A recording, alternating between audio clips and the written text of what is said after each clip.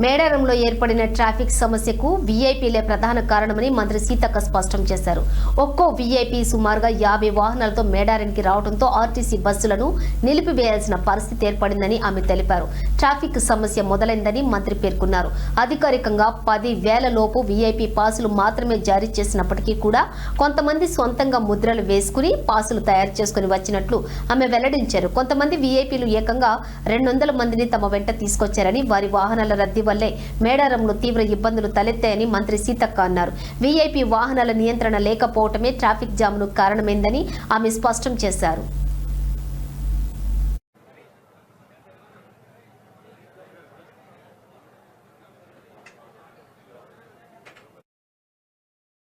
చిన్న చిన్న ఇబ్బందులు ప్రయాణంలో కానీ దర్శనంలో కానీ ఏదైనా జరిగి ఉంటే పెద్ద మనసుతోటి అర్థం చేసుకుంటారని, తప్పకుండా ఆ తల్లుల దీవెనలు అందరికీ ఉంటాయని కోరుకుంటూ మరి ఈరోజు లేట్గా ఈ యొక్క ప్రెస్ మీట్ పెట్టడానికి కారణం భక్తులు రద్దీ ఎక్కువ ఉండడంతో ఈరోజు కూడా మరి పోలీస్ అధికారులందరూ అక్కడే ఉండడంతో కొద్దిగా డిలే అయింది.